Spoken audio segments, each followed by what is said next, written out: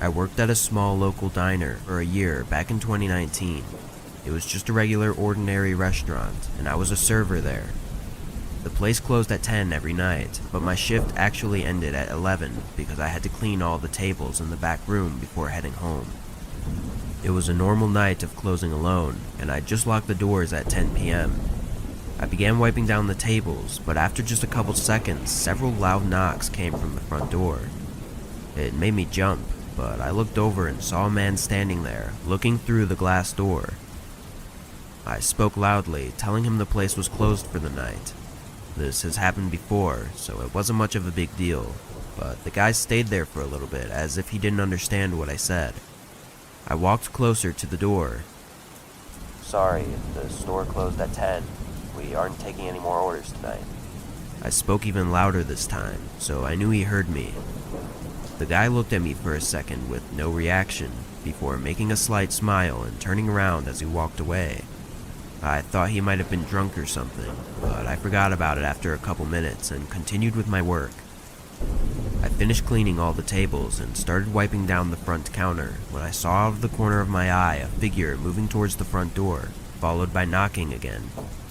It was the same guy from 15 minutes ago, standing right outside, looking through the door at me. I'd never had someone do this before, so I was more annoyed this time. I raised both of my arms up as in a "what are you doing" kind of gesture. The man, still staring at me, knocked again.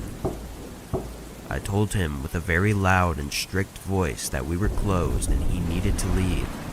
This time though, he looked very bothered by what I had said. He tensed up, then gave the door a small push as if to test if it was locked or not, before walking away. What the hell is wrong with that guy? I said out loud to myself as I walked towards the front windows to make sure that he was leaving the area. I didn't see him anywhere in the parking lot, so I figured he was gone for good. I checked the time and was slightly annoyed as it was later than I was hoping, but just as I began walking over to the counter, a sudden loud bang came from the restaurant's back door. I froze in fear as I wasn't confident whether or not the back door was locked, but a couple seconds later they began hitting the door over and over. Knowing now that the door was locked, I knew I needed to leave while I still had the chance. I sprinted out the front door and got my car, calling the police as fast as I could. After a minute or two, I could see through the restaurant window as the man appeared and began looking through the whole building. Then he tried to open the cash register, but I think he gave up after a few tries, and then he disappeared to the back of the store. Once the police arrived, they made sure the man was gone and then got the whole story from me. The back door had huge dents in it, and the door handle was almost completely gone, clearly having been beaten by a hammer or something. But other than that, there wasn't much damage, or even anything stolen aside from the tip jar that we kept at the front counter. I just find it crazy that some people are willing to do these sort of things just for a couple extra bucks. Who knows what he would have done if I had stood in his way.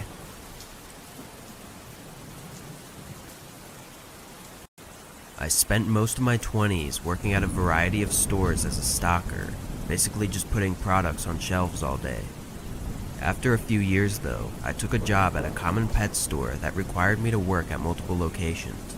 I'd basically get a small van full of boxes every day, and I'd drive to all the stores in the area and fill their shelves, then drop the van off at the warehouse when I finished. The thing about this job though was that I'd pick up the van at 2 p.m, and so I wouldn't get out until 12. But most nights it would take much longer, and I'd have to do 1 to 2 hours of overtime. This wasn't too big of a deal for me, because with the overtime I was making really good money, but the shift did make it hard to have a normal life. Anyways, I had been doing it for several months already, and it was just like every other shift.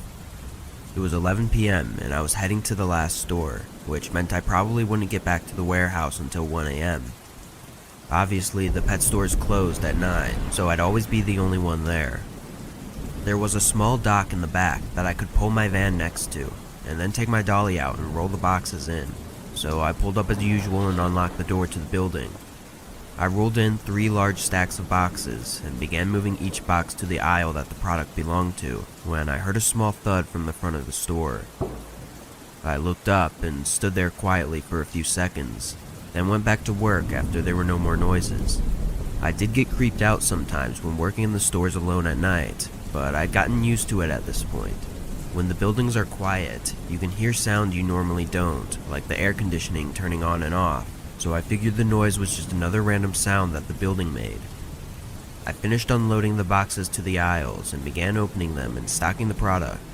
I was probably halfway done and nearly 45 minutes in when I heard the distinct sound of a single cough echo through the building. I froze, staring at the front of the store again.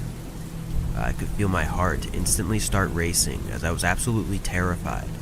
Nobody was supposed to be here, and I knew that if they didn't have bad intentions, then they would have said something when I came in. After waiting for almost a minute, I slowly and quietly started stepping towards the back door. Once I made it outside, I shut the door and locked it. Feeling much safer now, I got into my van and pulled my phone out to call 911. Just as I did that, I heard footsteps rushing towards the door from the inside, followed by the door handle moving slightly. The door was key-locked, so I knew they wouldn't be able to open it, but it was still terrifying and made my adrenaline start pumping. Then, loud, harsh banging and possibly even kicking came from the other side of the door. The man started yelling, pleading with me to let him out. I could hear the anger and rage in his voice. I didn't respond and hurried to call the police. As I was on the phone, the man was swearing and cursing, repeatedly hitting the door and aggressively trying to get it open.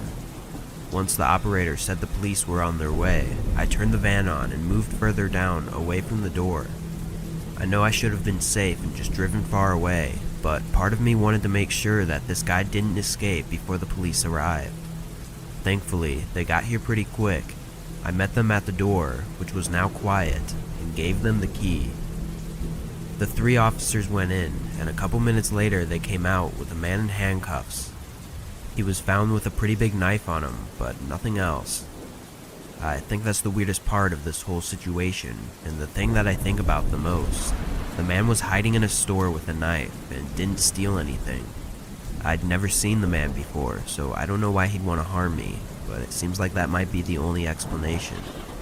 It's scary to think that I could have been just a few feet away from something horrible, but at least now I don't have to worry about what his true intentions were.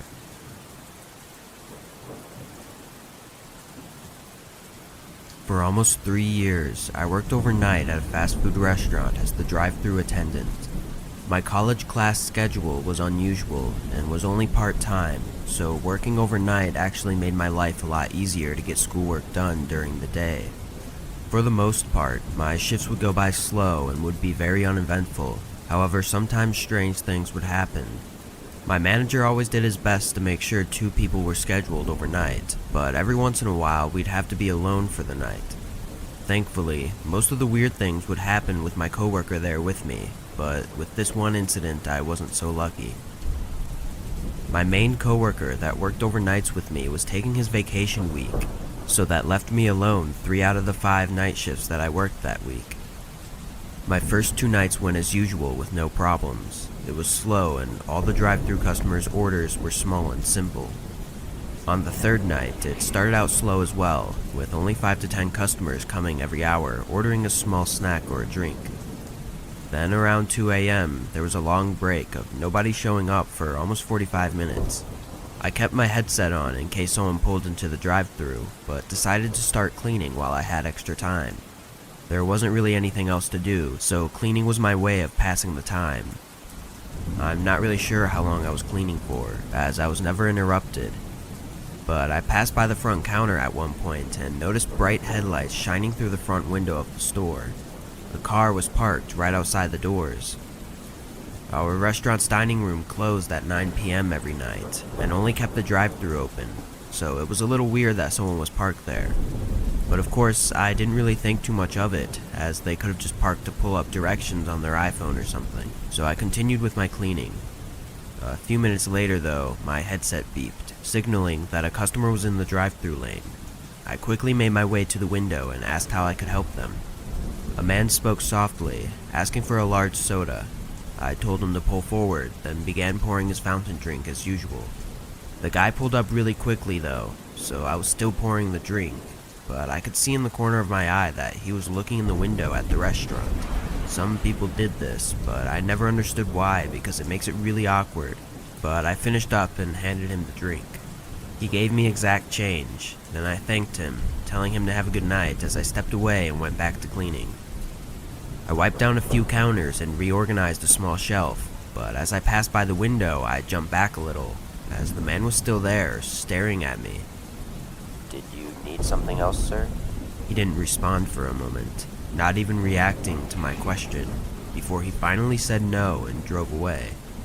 The guy must have been sitting there looking in the window for a whole 5 minutes while I was cleaning, which was really creepy and weird, but I knew the doors to the restaurant were locked, so I still felt somewhat safe. Again, I kept my headset on and went over to the front counters to wipe them down. A few more minutes go by before there's a beep in the headset again, but when I got to the computer and asked what they wanted, nobody answered. I asked again and still got no response, so I turned around and looked at the cameras behind me that showed live footage of the drive